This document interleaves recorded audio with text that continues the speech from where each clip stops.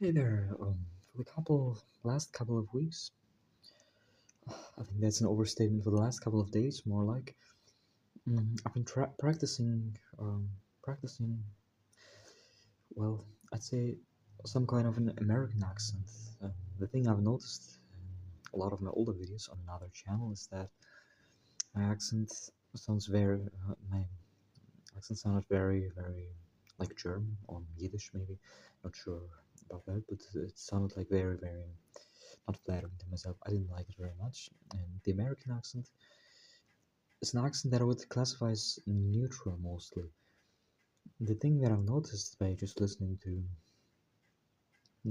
American people living in America speak is that they have very pronounced kind of like maybe that's maybe a little bit overdone, but words like surge, urge, blurb, um, forward, forward, start. Um, Not sure exactly the vocals, but something like that. It goes like it feels like the lower jaw.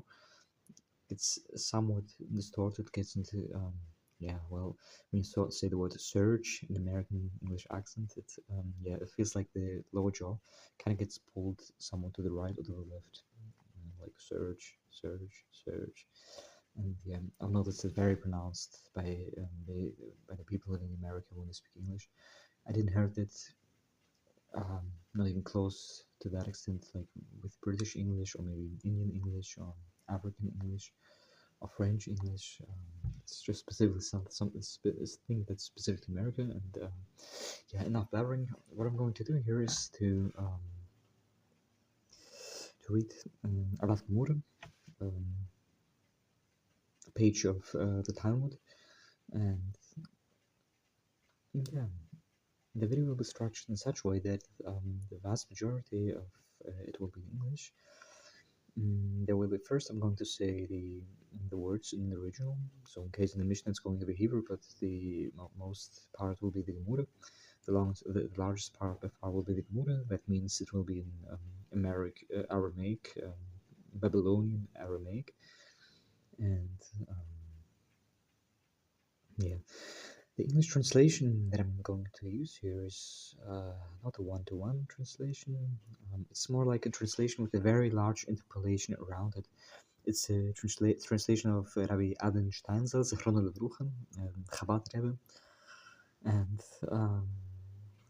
yeah, the way he has done his targum from the on the Talmud is that he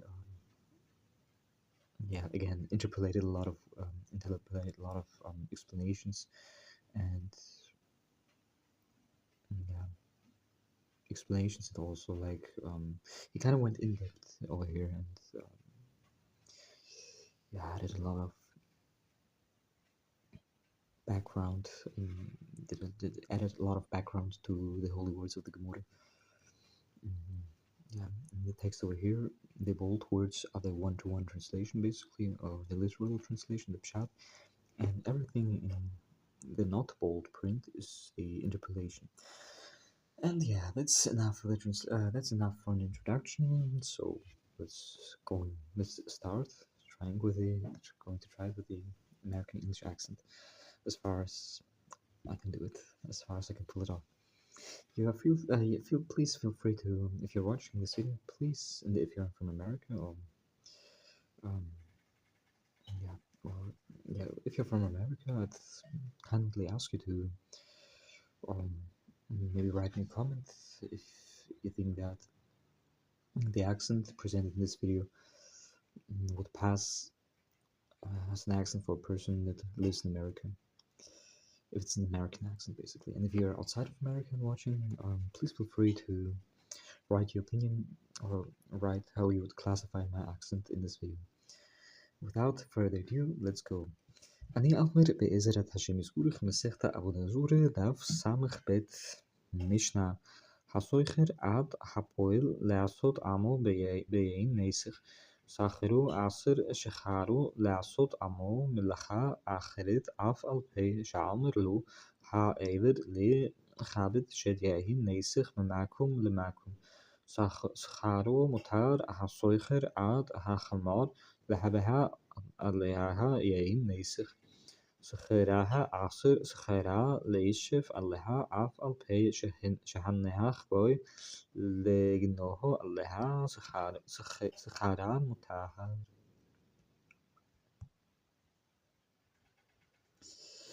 In the case of a Gentile, Mishnah, in the case of a Gentile who hires a Jewish laborer to work with wine used for an idolatrous nesich with him, his wage is aser, meaning it is prohibited for the Jew to derive benefit from his wage.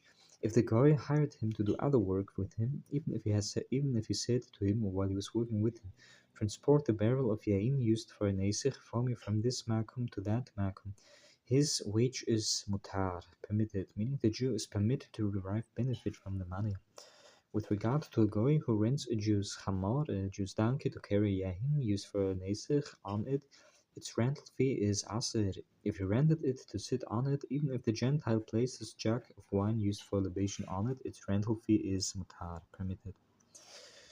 Gemure, Maithema Scharu Aser Eilema Huahil Vein Veinesig Aser Vahaneha Scharu Nemahe Aser Hare Orela Vchelahi Hakelim de Este Surin Bahaneha Vinetahan Mecharan Bekedish Bidemehen Mekodeshehe Gemure.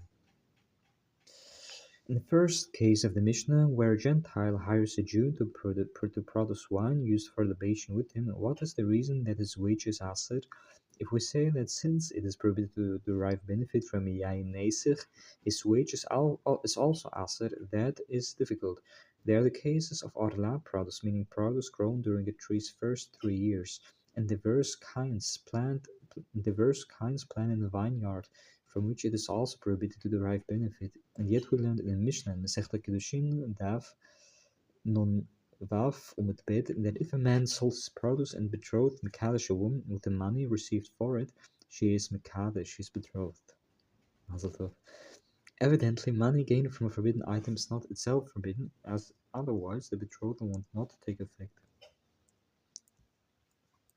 Lahoil vetufis ad דמאהב כעבודה זורה, והרי שביהית דתופסת עד דמאהב ותנהן העמר לפועל הילך דנר זה לקות לי בו ירק היום, שכרו עשר לקות לי ירק היום, שכרו מותהר. Rather, perhaps the reason that the wage is forbidden is since the yain used for libation transfers to the money its status as an object of idol worship. The Gemara challenges, but there's the halacha of sabbatically a product of the shevit, which transfers its sanctity to the money with which it is redeemed. And we learned in the Mishnah shevit with regard to one who says to his laborer during the sabbatical year, "Here is this dinar, I give it to you. Gather for me the yarek for the vegetables for its value today." His wage is aser, meaning the sanctity of the shevit produce is transferred to the wage, since it is as though he has purchased sabbatical year produce in exchange for the dinar. But if the employer says to him, "Gather for me yarek today," without mentioning that it is for the value of the dinar, his wage is mutahar, as he merely paid him for his labor. This should apply as well to the case of the yahin nesich. Amr Rabbi Abahu Amr Rabbi Yochanan Kenas Ho Shekanaso Chachomim Ba Hamarim Lebeyain Nesich Yain Nesich Had Amran Chamarin Mahi Hayad Taneha HaChamarin Shehav Afsin Milacha Bepeirut Shebiahid Secharan Shebiahid. Rabbi Abahu says that Rabbi Yochanan says this is a penalty that the sages imposed upon donkey drivers with regard to Yain Nesich. The Gemara explains with regard to Yain Nesich the penalties, as we said, that the wage of one who is hired to work in the production of wine used for libation is aser. With regard to donkey drivers, what is the penalty? The penalty, Zazel is taught in the Baraita. With regard to the donkey drivers who are working in the transportation of shevit produce, their wage is a sabbatical year produce. معي سخران شبيهيد أيلما ديا حابنان لخو سخار مبيرود شبيهيد نمتسا زا بوري خو مبيرود شبيهيد لها تورا عمرا لأخلا ولها لسخوراها. The Gemara asks, what does it mean when it says that the wage is shevit? If we say that we give them the wage for the work from shevit, the employer consequently is paying his debt from shevit, and this violates that which the Torah states: "The sabbatical produce of the land shall be for food for you," indicating that this produce is designated for food but not for commerce. Veila Kadosh Zecharan Bekedushahat Shevehid Vemi Kadosh Vahatania Haavmet Lepoel Hailach Denar Zav Lekot Le Yarak Hayam Zecharo Mutahar Lekot Le Yarak Bo Hayam Zecharo Aser. And if it means that the wage is sacred with the sanctity of Shevehid, is that wage in fact sacred? But isn't it taught in the Mishnah that with regard to one who says to a poel, "Here is this dinar, I give it to you, and you gather for me vegetables today," his wage is mutar. But if he says to him, "Gather for me yarok hayam today," for its value, his wage is aser.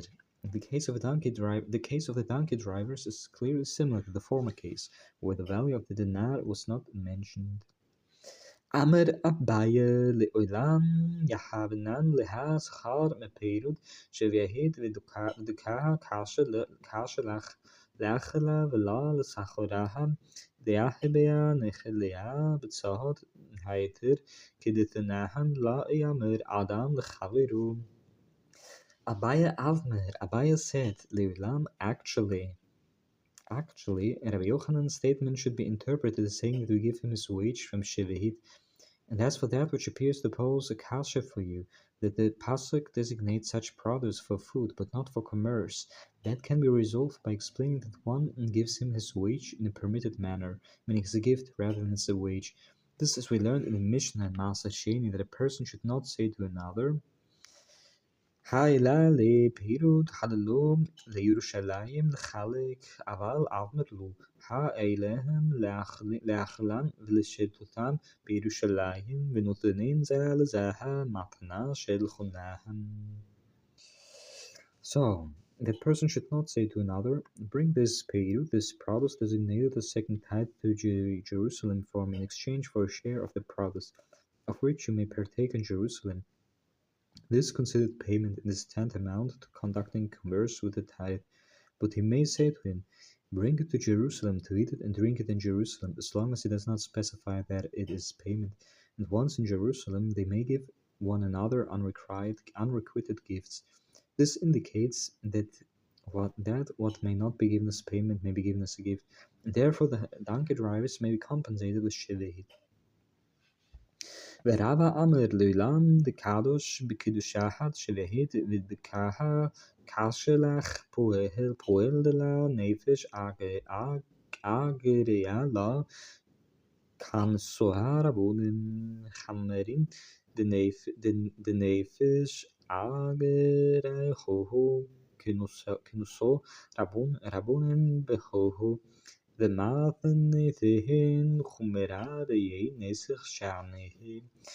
Rabba says, actually, Rabbi Yohanan means that the produce with which the drivers are paid is sacred to the sanctity of Shevit, and is for that which poses a kasha for you with regard to the halacha of the laborer cited in the Mishnah, which states that his wage is not sacred. That difficulty can be resolved as follows.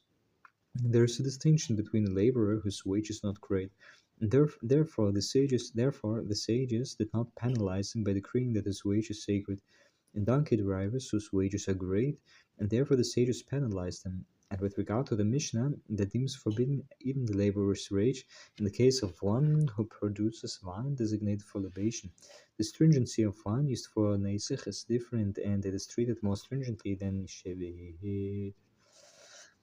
I bejalchu scharu l'setam yeinam mahu me amrenam kayum de suraha chamor kedein neisich Scharon mahi asir abd lema hoahil v'tumato kehil kilaha av scharo mahi kehil. A dilemma was raised before the sages. If a guy hired a Jew to work with him in the production of nondescript wine of Gentiles, meaning wine that was not used for Neizach, what is the halucha?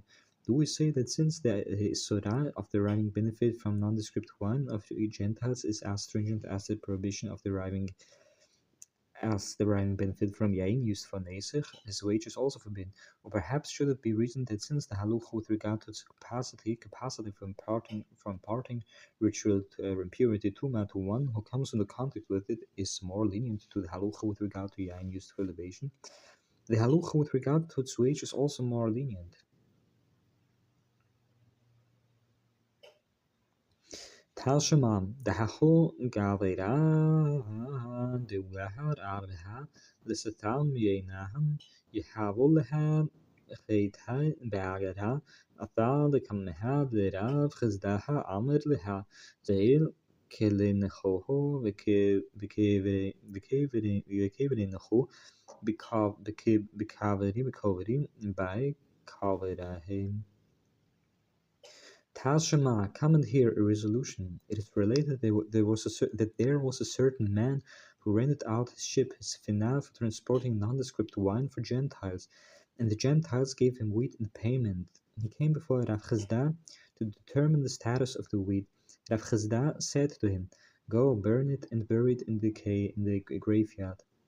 Evidently, payment for working with nondescript wine of Gentiles is aser.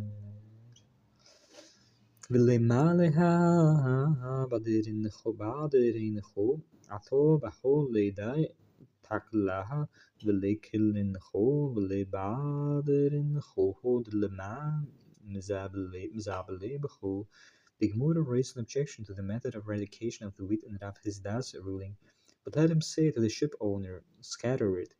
The Gemara responds, if he scatters it, people might be caused a mishap by it if they find kernels of the scattered wheat and gather them for eating. The Gemara challenges, but then let him burn it and scatter it. Why should we bury it? The Gemara answers, perhaps people will fertilize the fields with it.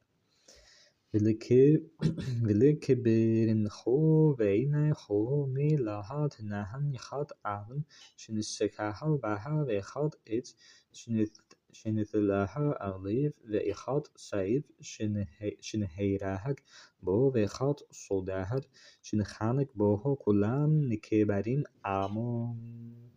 The Gemara challenges, but let him bury the wheat in its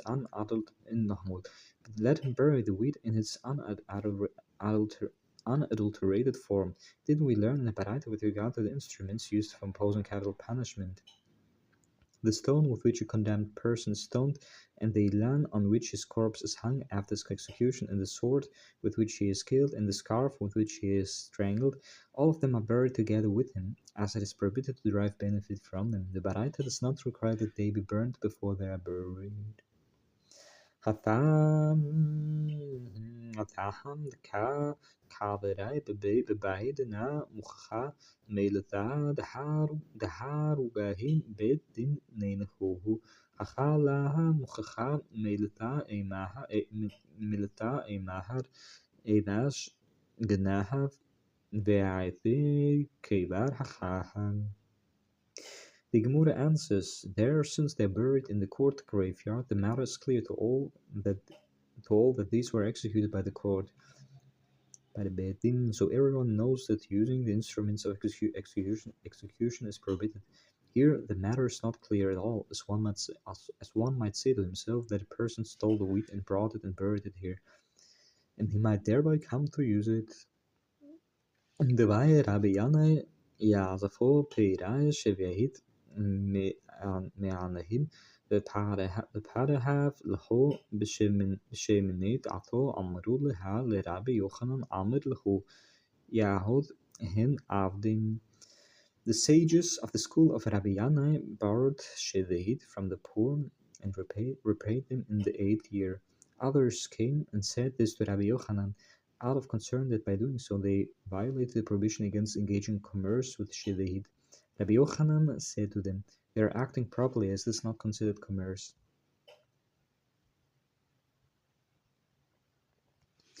וכנגדן בעתנהן מותהר בתניה נתן לה ולא בעליה בעליה ולא נתן לה עתננה מותהר.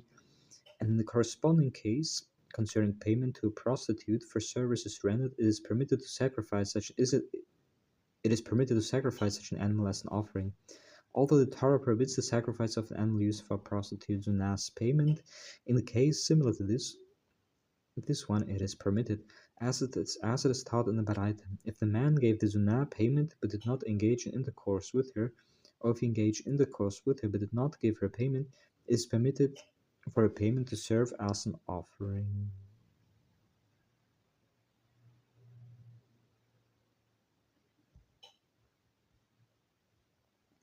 Natan la vela baha aleha pshita kuyund la ba aleha matanaha balamaho deachev laha vito baha aleha vela natan laha halo yachev la vela meda vchayund laha natan la mahi atnanaha mutaha. The Gemara discuss difficulties with the wording of the Baraita. If he gave her payment but did not engage in intercourse with her, isn't it obvious that it's mutahar? Since he did not engage in intercourse with her, it is merely a matuna that he has given her, and there is no reason for it to be asir. Why does the Baraita need to state this? And furthermore, with regard to the case in the Baraita where he engaged in intercourse with her but did not give her payment, he did not give her anything. And since he did not give her payment, what is the meaning of the statement that her payment is mutar? Ilahachi ka'amr natin la ve'achir kach ba'aleha av ba'aleha ve'achir kach natin laha atanana mutahar. The Gemara answers, rather, this is what the Baraita is saying. If he gave her payment and afterward, meaning after some time elapsed, he engaged in intercourse with her, or if he engaged in intercourse with her and afterward, and some time elapsed, he gave her payment is mutar because the payment was not given proximate to the intercourse.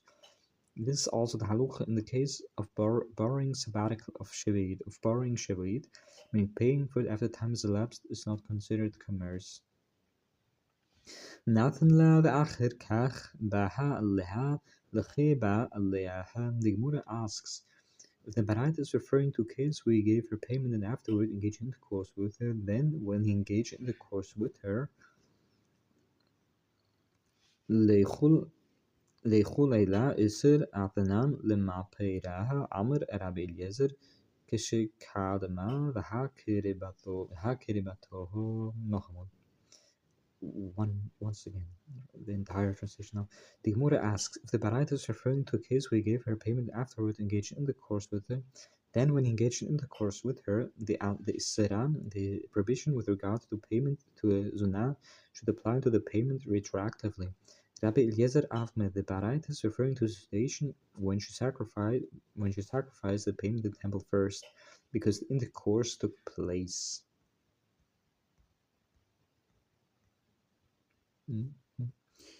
Going to read until this next paragraph over here.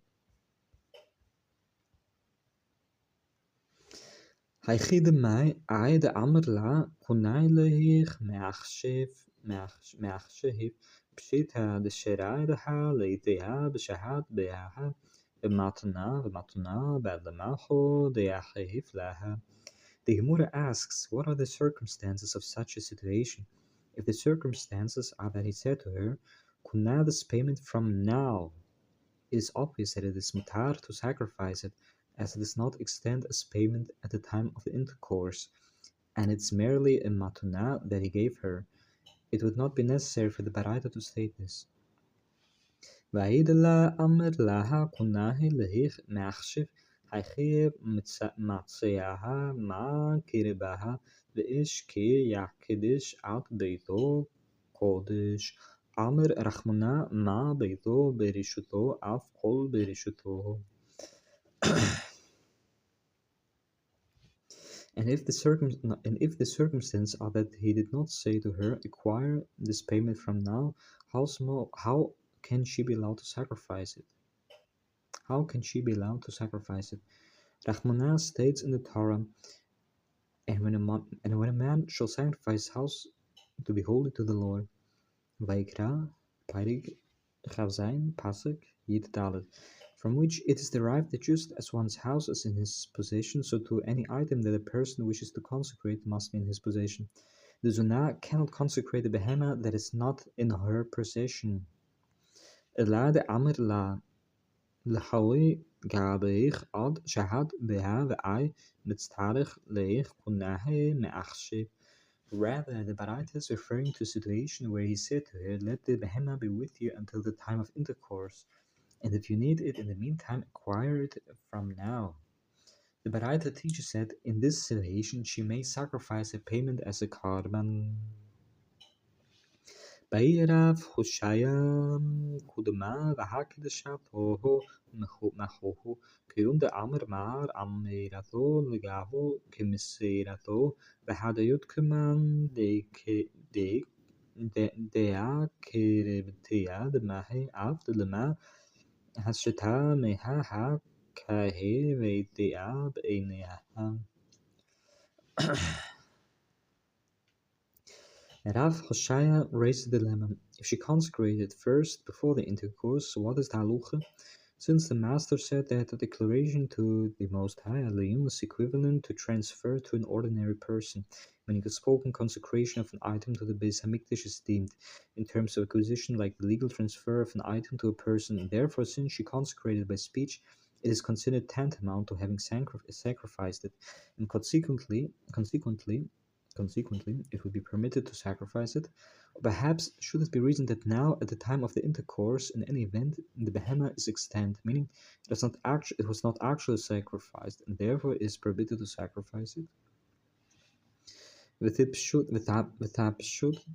ותפשוט מדרבי אליעזר, דאמר רבי אליעזר שקדמה והקרבתו דווקא הקרבתו אבל הקדשתו להם. The Gemara suggests, resolve the dilemma from the statement of Rabbi Eliezer, as Rabbi Eliezer says, the Baraita is referring to a case where she sacrificed it first. By inference, it is referring specifically Dafka to a case where she sacrificed it, but if she merely consecrated it, then it is not permitted to sacrifice the behemah as is considered in her possession at the time of the intercourse. The Rabbi Eliezer Gufia Kam Bayahalea Mahi Meipshat Psheta Lehal Rabbi Eliezer Daha Kiribatoho Dafka Aval Hakidishatoho Loho Daha Aitea Bshahad Bayaha Av Lema Hakiribatoho Psheta Leha Hakidishatoho Misapakaleha Tekum. The Gemara rejects this resolution. Therefore, Shai raised the dilemma with regard to the statement of Rabbi Eliezer itself, asking what his intent is. Is it obvious to Rabbi Eliezer that the animal is permitted specifically in the case where she sacrificed it, but in the case where she merely consecrated it, that is not the halukha, and the payment is aser because it is extant as payment at the time of the intercourse? Or perhaps does he mention specifically the case where she sacrificed it because that case is obvious to him? But with regard to the case where she consecrated it, he is uncertain whether it is permitted or not, and therefore did not rule on the matter. The Gemara comments, Tighu, the dilemma shall stand unresolved.